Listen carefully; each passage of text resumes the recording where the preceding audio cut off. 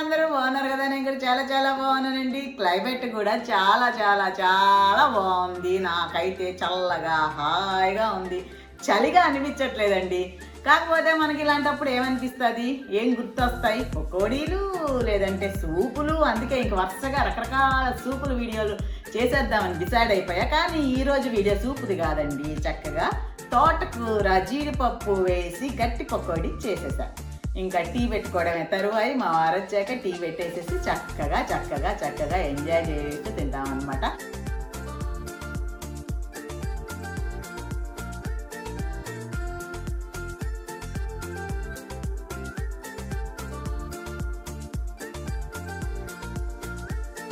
ఇది 2, 3, 4, 5 రోజులైనా చక్కగా ఉంటుందండి. ఏం కాదు, బయట పెట్టినా కానీ అనమాట. మనం ఇది ఎయిట్ దాంట్లో పెట్టాల్సిన అవసరం లేదు. బయట ఉన్నా కానీ ఇదేం మెత్తబడే రకం కాదనమాట. సో దీన్ని నేను ఎలా చేశాను అనేదాన్ని వీడియో చూస్తూ ఉండండి, వెనకే వచ్చేస్తూ ఉంటుందన్నమాట. చూసేసి రండి, తర్వాత మాట్లాడుకుందాం. మీకు ఎలా అనిపించింది, ఈజీ అనిపించిందా, ఎలా అనిపించిందని. దీంట్లో ఒకటి వేసానండి, సోంపు వేసాను. ఆ టేస్ట్ అయితే తినేటప్పుడు చాలా బాగా నచ్చుతుంది. బట్ ఎవరికైనా సోంపు నచ్చని వాళ్ళు ఉంటే కనుక అది స్కిప్ చేసుకోవచ్చు, పెద్ద నష్టమేమీ లేదనమాట. సరే పదండి వీడియోలోకి వెళ్దాం. పకోడీ రుచిని పెంచుట కోసం కొంచెం నేను జీడిపప్పు, ఓకే, కొంచెం మూంపల్లి, వేరుశనగపప్పు, ఇవి రెండు వేసి బరకగా మిక్సీ పడతానండి. ఇప్పుడు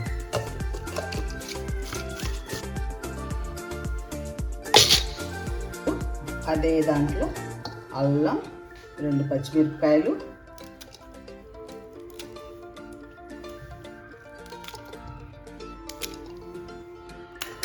కొంచెం సోంపు, సూపర్ ఉంటుంది. తర్వాత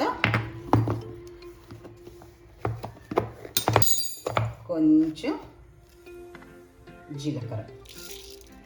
ధనియాలు అంటే పచ్చగా నలగవు కాబట్టి ధనియాల పొడి వేసేస్తాం. ఇవన్నీ పేస్ట్.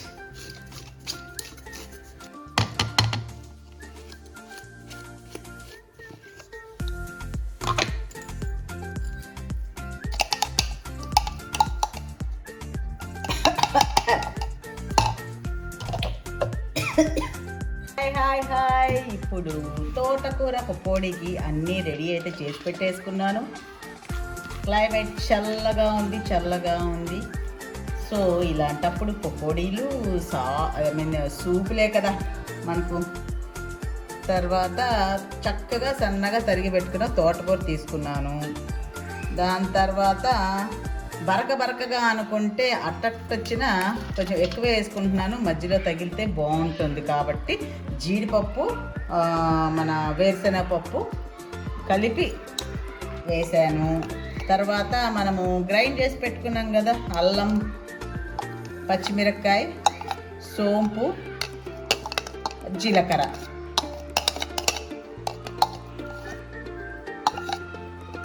ఆ పేస్ట్ వేసేసుకున్నాను.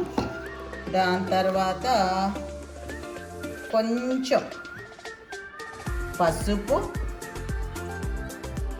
కొంచెం కాదు, తగినంత ఉప్పు కొంచెం వేస్తున్నాను, ఎందుకంటే పిండి కూడా వేస్తాం కదా. సో నెక్స్ట్ కొంచెం కొత్తిమీర, కరివేపాకు ఉన్నా వేయచ్చు. నా దగ్గర లేదు, కరివేపాకు లేదని పకోడీ చేయడం ఆపేయక్కర్లేదు కదా అనేసి మొదలెట్టేసాను. ఎందుకంటే బికాస్ క్లైమేట్ చాలా చాలా చల్లగా ఉందన్నమాట. సో దానికోసం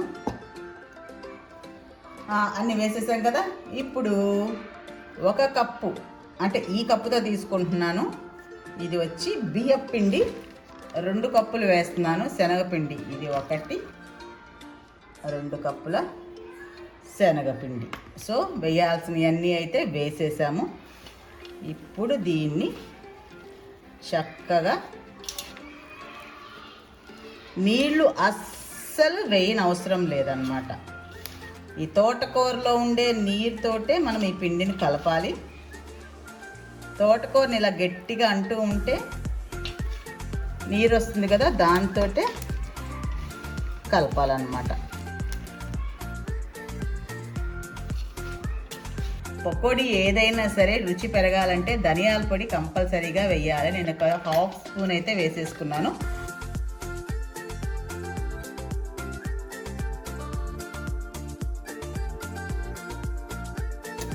దాన్ని ఆకును కూడా మనం చిన్న ముక్కలుగా కట్ చేసామనుకోండి, దాంట్లో నీరు ఎక్కువ మనకు దిగడానికి ఛాన్స్ ఉంది కాబట్టి అప్పుడు పిండి చక్కగా మిక్స్ అవుతుంది అన్నమాట. ఇదే కొంచెం కష్టం.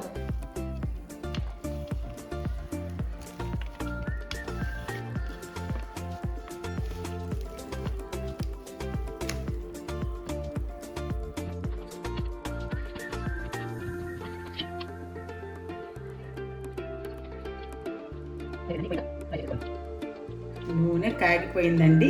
ఎప్పుడు పకోడీకి నూనె బాగా కాగిన దాంట్లోనే వేయాలండి. శుభ్రంగా కాగిపోయింది.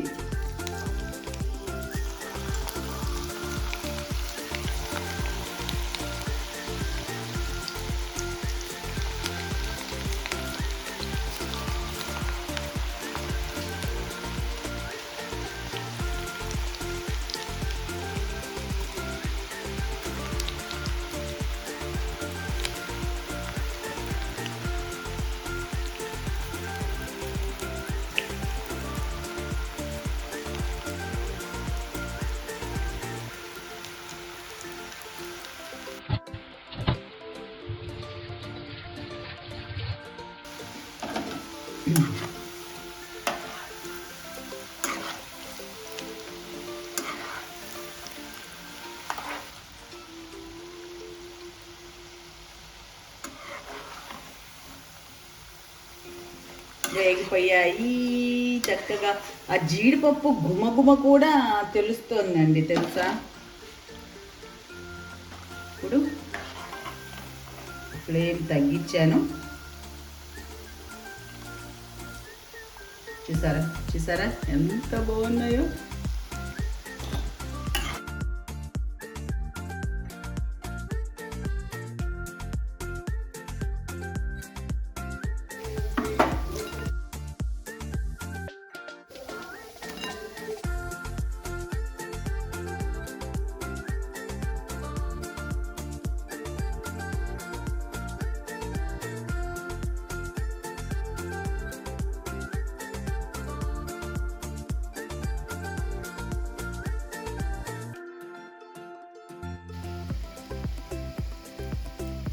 ఎలా అనిపిస్తున్నాయి మీకు? నాకు బాగానే అనిపిస్తాయి, బట్ మీకు ఎలా అనిపిస్తున్నాయి అనేదే కదా క్వశ్చన్. సూపర్గా ఉన్నాయి కదూ. చూసారు కదండి వీడియో, ఎంత ఈజీగా ఉంది. అంత ఈజీ అని ఊరికి అలా తీసి పడేయద్దు. టేస్ట్ మాత్రం బ్రహ్మాండంగా ఉంటుంది. అసలు మీ దగ్గరికి రండి చెప్తా. ఎంత క్రిస్పీగా ఉన్నాయంటే చూసారా, కనిపిస్తుందా, వినిపిస్తుందా? అదనమాట. చక్కగా పల్లీలు వేసాను, జీడిపప్పు వేసాను, తోటకూర వేసాను. కాకపోతే ఆ తోటకూర కలిపేదే కష్టం కదా, అదొక్కటే దీంట్లో కష్టం అనమాట. సో ఈ వీడియో మీకు నచ్చినట్లయితే లైక్ చేయండి, షేర్ చేయండి, సబ్స్క్రైబ్ చేయడం మాత్రం మర్చిపోవద్దు. ఇవన్నీ మర్చిపోయినా సరే చల్లగాలికి చక్కగా పకోడీ చేసుకొని టీతో పాటు తినండి, అది మాత్రం మర్చిపోబోదు. ఉండేదే మరి మీ లక్ష్మీరావు.